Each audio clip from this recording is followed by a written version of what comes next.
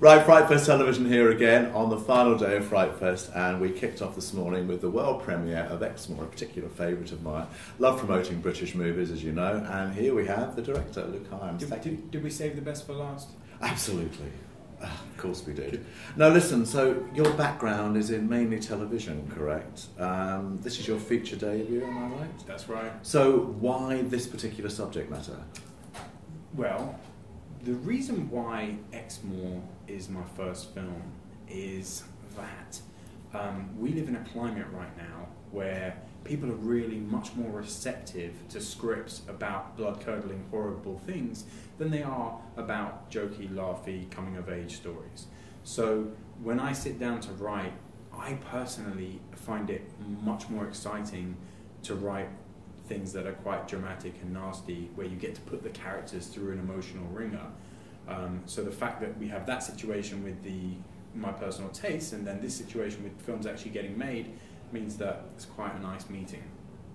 Oh right. I mean, where did the idea come from? You got it. You said you came to FrightFest and you saw The Dead, and that's what you thought. Hang on a minute. I suppose if they can do it, I can. Is that was the case of that? It wasn't so much that. In 2010, I came to In 2010, I came to FrightFest and I saw The Dead, and I was just so impressed, not just by the movie, but also by the reaction of the audience, just how warmly they greeted it.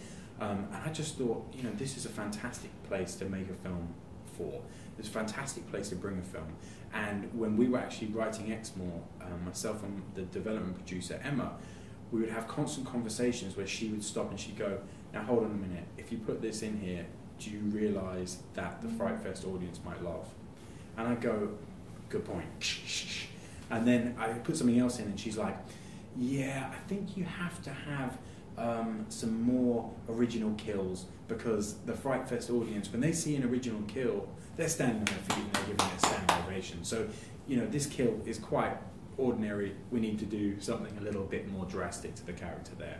So it was absolutely an inspiration along the way with FrightFest. We knew we were always going to bring it here because it's an incredible festival, and there are no fans who coo with glee to see bloodshed as excitedly as right here in London, Leicester Square. Well, how fab. I'm so pleased that you've actually tailored it to our audience. I'm actually quite, very, very good. But okay, so you have to come up with a concept story to begin with. Sure. So how did you land on that? March 17th, it's a Saturday morning, I think. I'm sitting in my sister's flat and I'm trying to write, and I think, you know, look, let me just stop on this idea I'm working on right now and fiddle on the internet. I stick on a documentary about the Long Island serial killer who dumped 10 bodies on Gilgo Beach. I'm watching this documentary and all of a sudden I get this incredible electric idea of, okay, what if it wasn't the police who found this dumping ground?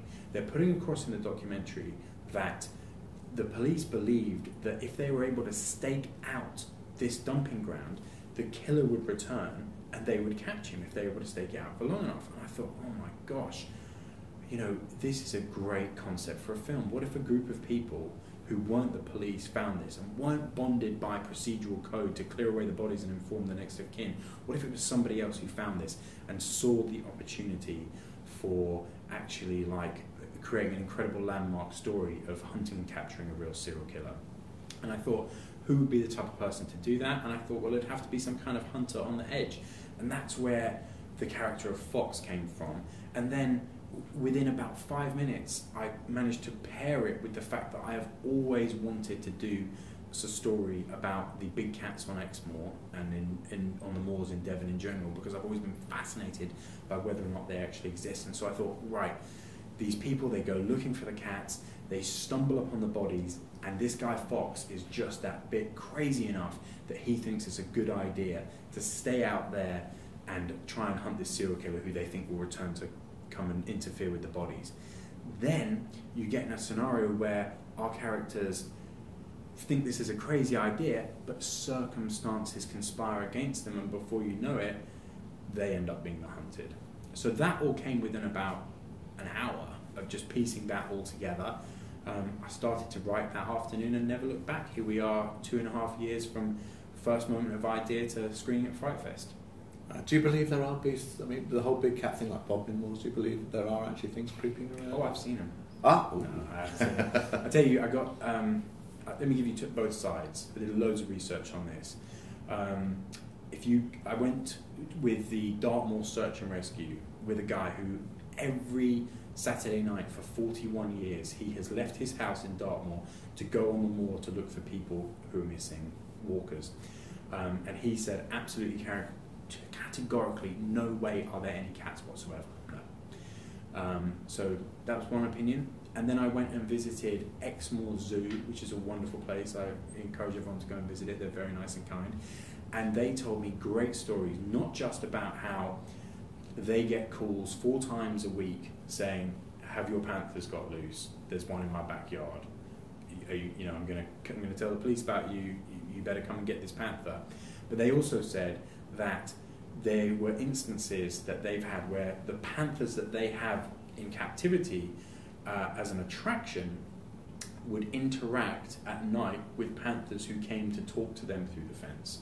Sounds crazy, I know, but if you add into that supposedly the story is this: the previous owner of the zoo fell upon hard times, and he ended up actually letting some panthers free on the moor when he shut down about 10 or 15 years ago. So some people say no, some people say yes. I think it's one of those enduring mysteries that will continue.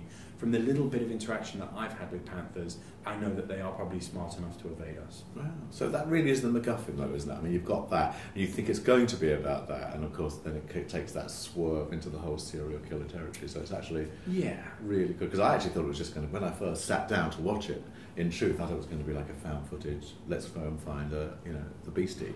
But it wasn't that at all, which is why it really took me aback. And personally, normally I don't like films with a misdirect like that, where they set you off on one course of action and then all of a sudden you take a big left turn and wait a minute, this isn't what I signed up for. But my God, was it fun to write. Just that satisfaction of leading the audience one way. It just felt right when we were writing it. Sure. Now, were you hedging your bets by having the 2 leads as Americans because of like a possible American sale, or was that just part of what you thought would actually kick the main story off?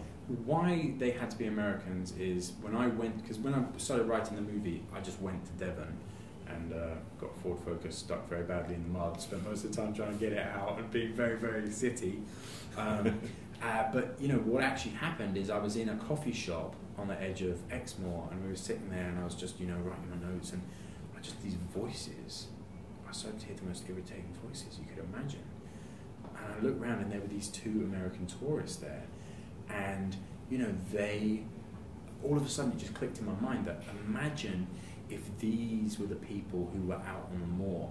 There's something about being a stranger in a strange land. I think if you and I went out to X Moor and we got lost, yes, we'd be quite worried, but we kind of get over it. But if we were in somewhere in another country and we got lost on them, and we didn't know the lay of the land, we didn't quite know where we were, and people were a bit weird, and it just wasn't our home territory, I thought that we would find it much, much, much more of a challenge to get ourselves back on the path. So that's why they're Americans, because I thought anything that we could add to make it that bit more difficult for the protagonists, and being American was one of the things that I thought would be difficult in Devon when you're lost.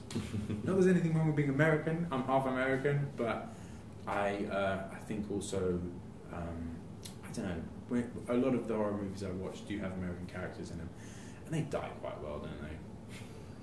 They know how to die, Americans, don't you think?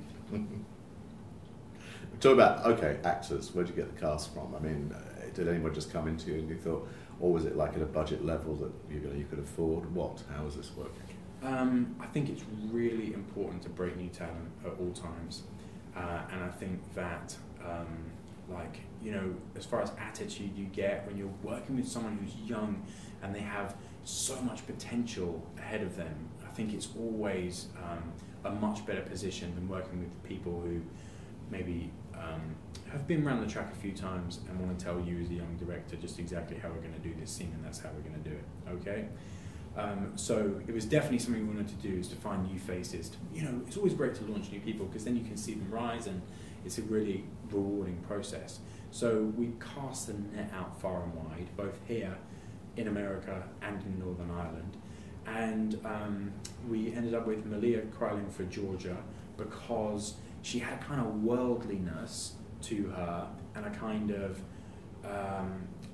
vulnerability, but also authoritative sense about her that I felt was very, very good for Georgia, because you had to believe that Georgia was forthright enough to get two grown men of sane mind to follow her out on the moor to look for giant cryptozoological beasts. Nick Blood, who came along, he played Matt. They had an incredible chemistry together. I wanted to capitalise on that on screen, and I felt like he wasn't your typical dweeb boyfriend character who was just kind of along for the ride. I felt like with him we had an opportunity to find someone who was a proper guy but had a kind of vulnerableness to him that was more sculpted than just being a weedy mess like you get in some films.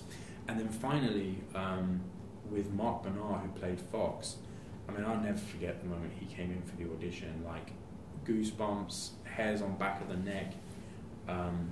He also didn't smell great, which was something that, you know, he did for the audition that obviously people at home will never be able to know whether or not he smelled bad or not, but, you know, he really inhabited the character. And with that character, it was always going to be this really difficult balance of somebody who you can believe you can trust to lead you onto the moor, but you can also believe that he'll do some really crazy stuff if push comes to shove, comes to kick, comes to scream, comes to run. So that was the thing with Mark. I felt like Mark was, he just had this kind of on the edge atmosphere to him, and it's such an overplayed word, but he had a real intensity, and he came in and he just took the part and went home with it.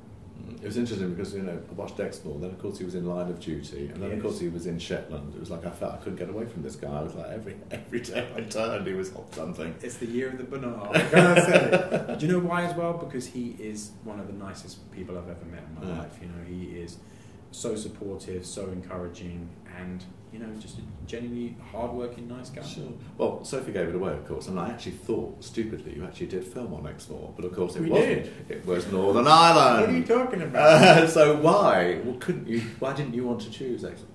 It was just difficult. We're in a place right now in the United Kingdom where I honestly believe that we will look back at this period of what's going on in Northern Ireland right now and say, oh my God, that's an incredible renaissance time for film in the British Isles. The crews that you get out in Northern Ireland, the support. I mean, there's something really wonderful about working with a crew who's incredibly experienced. It's as simple as that. And when you've got people who are coming from Game of Thrones on a Friday to you on a Monday, with experience on the new Dracula Untold, with experience on The Fall, with experience on so many other shows, you've just got a really, really solid unit. Out there, there's incredibly unforgiving land and terrain. And although I really did want to shoot in Devon because it's called X Moor, and the actual geography of X Moor was such an inspiration to the movie, even if I did lose my car in a mud quagmire, I just feel like there was just so much going for Northern Ireland. And also, for all of us as a team, the few of us who went from London, to be able to go there and have this experience, exiled out on the north coast of Northern Ireland, I felt there are parallels with that between, you know, Georgia and Matt coming from Pennsylvania to X Moor, trying to make this film, you know, on their own, with the elements conspiring against them. So, yeah, I would love to have done it in Devon, but, you know, the support of not just the incredible crews, but also Northern Ireland screen just really couldn't be ignored. And also, you mentioned the fact that it was cold, middle of winter. I mean, was it a challenge to actually film? I mean, how long did you film for? How much card space are we getting? I mean, I thought I knew cold. I thought that I understood what it meant to be. There is no chilly in Northern Ireland. There is no tepid. There is no. All there is freezing, frosting, sideways rain, and just an incredible moisture that hangs in the atmosphere. So, for advice for anyone going out to make a horror movie, you know, over sort of 4 weeks of nights in Northern Ireland, is waterproof socks. If you have the waterproof socks, then you're kind of covered from the feet up. It gets very wet down there. So it was very brutal filming in Northern Ireland. We decided to go on the 25th of November and shoot till the 23rd of December last year, because we knew it would be not only the coldest time of year, but also the darkest, and the majority of it is set at night. And so yes, we became a little bit nocturnal, and yes, I went a little bit pale, but I think that you can kind of feel what we went through in the film, at least I can anyway, you know. It definitely doesn't feel like something we've shot in the summer and tried to make it look like winter, does it? No, I mean, you know, totally bought it, you know, so, you know, all the way through, so well done. Thank you. Yeah, and listen, I mean, again, thanks for bringing the film here, we're really pleased. I do love the title. I think you hit the nail on the head with that one, very, very clever. Amazing what you can do just dropping an E.